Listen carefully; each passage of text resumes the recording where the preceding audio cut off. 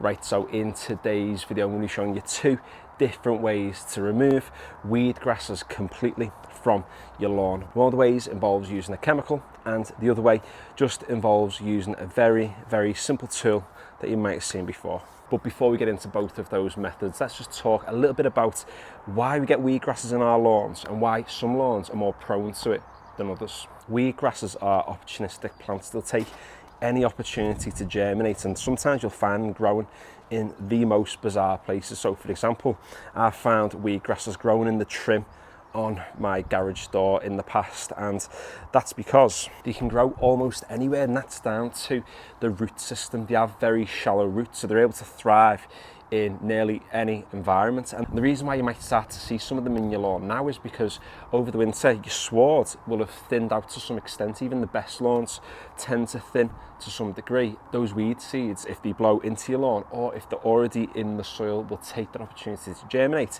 and find the way to bed themselves in. And if you leave them, the problem is only going to get worse. So the first method you can use to get rid of weed grasses, or what are commonly known as Poa annua, is to use a little bit of Roundup. And when I say a little bit, I'm talking about the tiniest of amounts. What I did is I mixed this in a 4:1 ratio with water and used just a very, very tiny paintbrush to paint on the smallest of dots onto the weedgrass plants. And what I did is I didn't go right on the edge of the leaf, I went more towards the center of the plant. What Roundup will do is it'll completely kill the plant, it'll kill the leaf, it'll kill the entire root system. And what's really beneficial about that is it's destroying everything to do with the plant. Sometimes when you pull a weed grass or a weed by hand, you leave some of that root system or some of the plant behind, and that plant can eventually recover. Whereas if you apply this, it is absolutely not going to recover. I wouldn't recommend using a spray though, because if any of this, and even if just like the tiniest amount,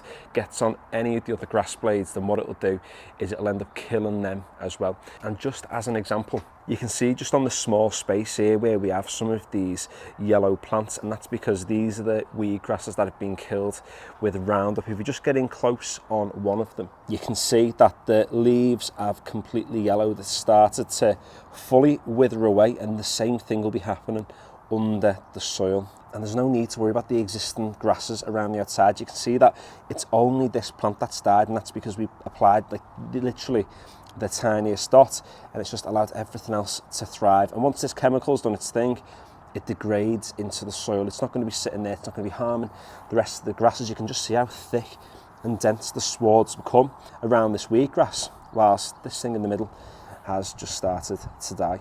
And I guess the only downside to using Roundup is that you are going to have some really ugly yellow patches on your lawn for a few weeks. It's been 3 weeks now since I applied Roundup onto these weed grasses, and you can still see they are looking quite yellow. They're not looking as bad today as what they have been. They have started to get a little bit smaller as those leaves have started to wither. But there's a guarantee there that they are absolutely not coming back. And if you don't want to use Roundup, I completely get that, because some people don't want to put any chemicals down onto the lawn, and that's when you resort to the bucket and fork method.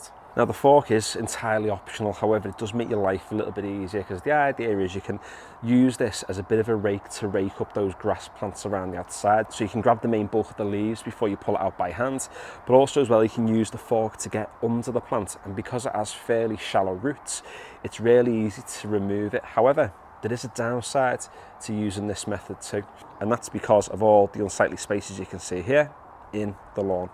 And from a distance it's not too bad, and from the kitchen window it looks okay. However, like you've just seen, if we get in right over the top of the lawn, it starts to look a little bit of a mess and can seem a little bit unsightly. However, not all is lost. There are a few ways we can go about thickening up this lawn, and some of them require almost no intervention or just very minimal intervention. The first thing you could do is get on and overseed the spaces, and if you've got a ryegrass lawn, then overseeding is the only way you're going to fill those spaces back in. All the feeding and all the cutting in the world isn't going to thicken that sward. You're going to have to add seed. However, if you've got a bent and fescue lawn like I've got in front of me now, then in theory the spaces should fill themselves in. All you'll need to do is give your lawn a feed, cut it regularly, the more you cut it, the more you feed it, the more that sward's going to become dense. It's got lots of lateral growth, which is going to